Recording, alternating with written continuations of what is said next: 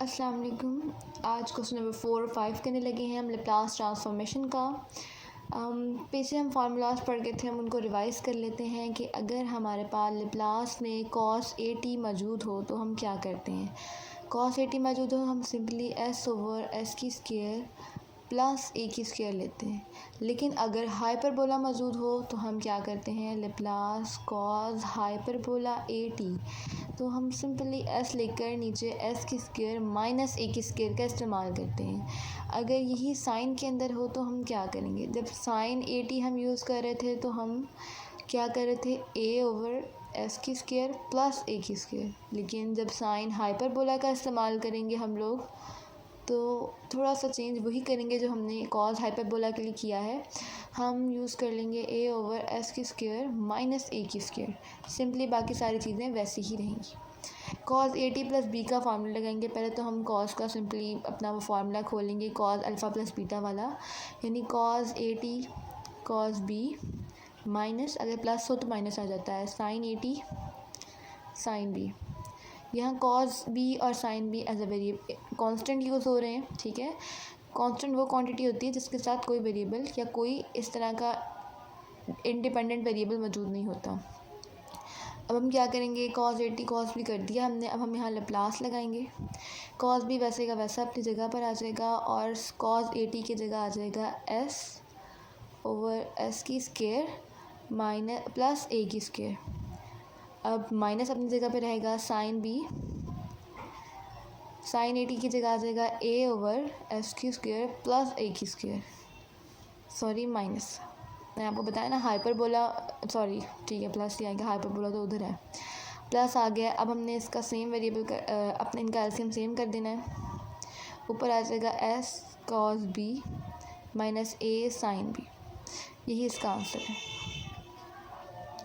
Next है hyperbola के साथ सेम, इसका भी ऐसे ही फार्मूला खोल लें, cos hyperbola a t cos b, cos b के बाद माइनस आ जाएगा sine a t sine b. इसके बाद क्या करेंगे, लेप्लास लगाएंगे। कॉस बी अपनी जगह पर आ जाएगा, साइन ए टी की जगह आएगा एस की square plus sorry minus a की स्क्वायर। उसके बाद आ जाएगा माइनस अपनी जगह पे रहेगा, sine a t sine b अपनी जगह पर आ जाएगा और साइन ए टी की जगह आ जाएगा हमारे पास ए ओवर एस की स्क्वायर माइनस ए की स्क्वायर। इनका भी आप डिनोमिनेटर कर लें, एलसीएम ले लें, डिनोमिनेटर सेम है, नीचे आ गया s cos b minus sine a sine b, ये इसका आंसर है। अब उसने उसके साथ एक प्रैक्टिकल एग्जांपल दी हुई है, एक और क्वेश्चन दिया हुआ है उसने किया है कॉस हाइपरबोला 5t-3। सिंपली इसे भी खोलेंगे, cos hyperbola 5t cos 3 plus sine hyperbola 5t sine hyperbola 3। अब क्या हो जाएगा, कॉस 5t का ऊपर प्लस लग जाएगा और कॉस हाइपरबोला 3 वैसे का वैसे आ जाएगा। कॉस आ गया चूँकि तो एस ओवर एस की स्क्वायर माइनस 25, ए की जगह हमने 5 यूज़ किया है और 5 का स्क्वायर 25 होता है, प्लस आ जाएगा अपनी जगह पे साइन हाइपरबोला 3 और साथ में ऊपर आ जाएगा साइन में, चूँकि हम 5 यूज़ करेंगे ए के तौर पे 5 ओवर एस की स्क्वायर माइनस 25। इनका डिनोमिनेटर सेम है, नीचे आ जाएगा एस की स्क्वायर माइनस 25 एलसीएम में s cos hyperbola thrice plus 5 sine hyperbola 3, ये इसका आंसर। अब हम यहाँ एक न्यू टर्म इंट्रोड्यूस करने लगे हैं which is shifting property. Shifting property में हमने अपना वो जो पहले वाला फार्मूला इस्तेमाल किया था उसी को यूज़ करेंगे। मैंने आपको बताया था कि अगर लेप्लास के अंदर ई की पावर ए टी आ जाए तो वो बराबर होता है 1 ओवर एस माइनस ए के।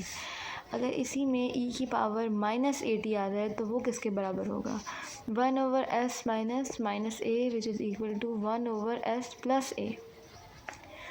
तब आपने इस बात को याद रखना है। शिफ्टिंग प्रॉपर्टी का बेसिकली मतलब ये होता है कि आप लेप्लास अप्लाई कर रहे होते हैं एक फ़ंक्शन के ऊपर, साथ में एक एक्सपोनेंशियल फॉर्म भी होगी। फंक्शन भी और जिसके अंदर वेरिएबल टी है और साथ में ई की पावर ए टी, इन दोनों का वेरिएबल होगा सेम ही। जब ऐसी टर्म आती है तो हम क्या करते हैं, सबसे पहले हम इसके ऊपर लैप्लास अप्लाई करते हैं। जैसे फंक्शन टी अगर मौजूद है तो वो होता है हमारे पास 1/s के बराबर।